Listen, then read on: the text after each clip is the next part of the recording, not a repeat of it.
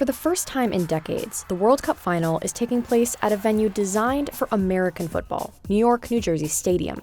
In fact, the entire tournament was different, spread across stadiums with dramatically different designs, many of them never built for soccer. These architectural differences can shape everything from how players perform to what fans experience.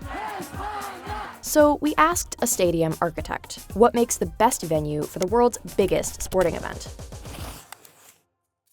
Hi there, I'm Jeroen Jansen. I'm a director with Thornton Massetti, and we're an international engineering firm. We're working on quite a few stadiums around the world.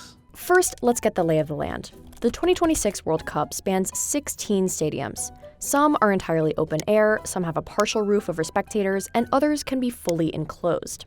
You might think that one design is better suited for soccer than others, but designing a stadium means balancing competing demands. There's the players, who want comfortable conditions, but also an exciting atmosphere. The fans, who need clear sightlines to the action. The pitch itself, which needs enough light and air to grow. And of course, the actual venue, which wants to generate revenue by hosting other events year-round. It's not at all just about the sports, and that's why all of these stadiums, they look so different, and all of their experiences are so different. There's not one recipe that works for all. Typically, FIFA has a lot of guidelines for World Cup stadiums. But this year, there was some flexibility. Because they're using existing infrastructure, existing stadiums, they do compromise here and there. One rule that doesn't change is the pitch being natural grass. None of that artificial turf that's so common in American football stadiums. In an open-air stadium like Kansas City's, though, that's no problem. There's plenty of air coming through, so that's definitely good. There's no roof, so there's ample sunlight coming into the stadium. I think this is one of the favorite stadiums for the pitch. Even outside of FIFA matches, this stadium maintains a natural grass field for football games. But there's a trade-off. All of the seats are completely exposed, completely on the outside. It probably gets pretty hot from the sun if there is a game in the afternoon. And with no roof to bounce sound off of, the atmosphere suffers. The chance and the whole experience of a game, it might just disappear a little bit into the wider air. Compare that to a stadium like the one in Dallas. So this is fully enclosed. It does have a retractable roof, so the panels here on the top, they can actually glide over these circular rails. This is the way they've been playing in the World Cup as well. It's always closed, which means it's fully air-conditioned inside. But it comes at a cost. A crowd of thousands of people generates a lot of heat, as do the giant screens that float above the stadium. So cooling is a massive endeavor.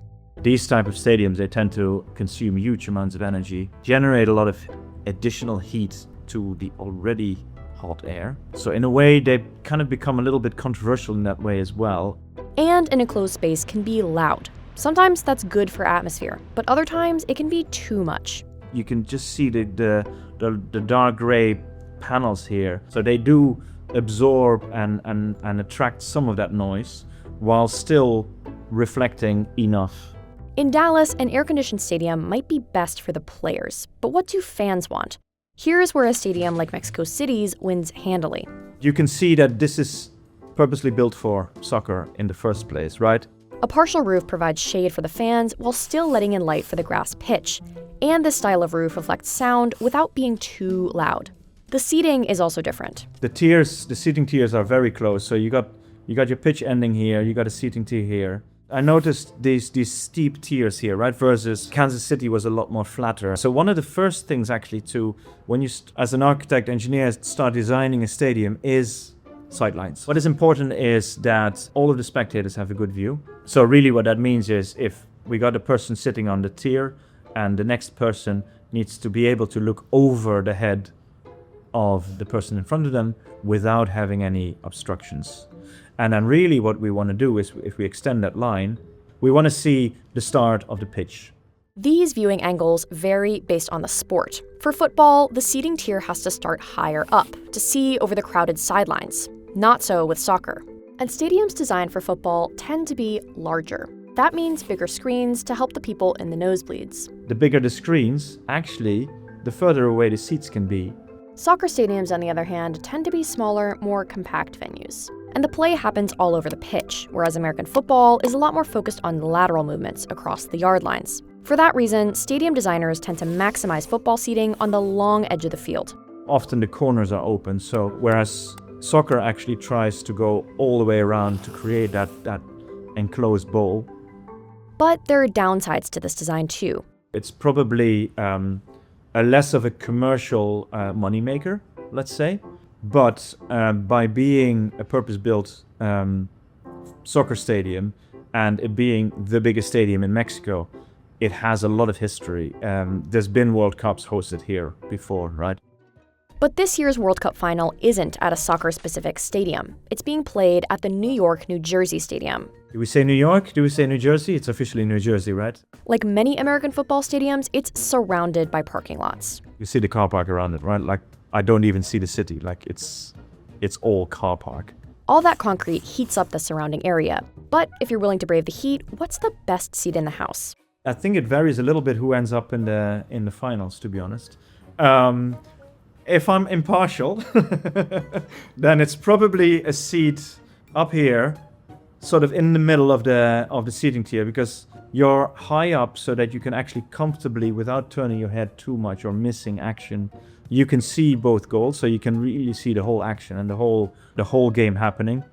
Hence, actually, that's why those hospitality boxes are there. They're actually the best seats in the house. Now, I'm Dutch, and the Netherlands is out of the World Cup already. But if that team was playing, then maybe it's actually behind the goal, and I want to see the action of the home team. Every stadium we've looked at solves some problems and creates others, but Jeroen's ideal stadium combines the best elements of each. I think I would probably be quite close to the more traditional kind of soccer type stadium, but maybe I'm biased by being European and been growing up with soccer, let's say. If we got the pitch, I think it's going to be quite a steep tier. My ideal situation would be more of an urban situation where it's really embedded within the urban fabric. I would probably go for a semi-covered, or so probably some sort of a roof and facade. It might want to actually have a closable roof, and yeah, with the roof predominantly semi-closed, it doesn't need to be fully air conditioned, but it is climatized if necessary. You could close it up and you can host the games in the sun or in the rain. I don't know if you want to call it an ideal stadium, but that would probably come close. Do you want to name your stadium? Do you want to label it? No, I don't want to label the stadium.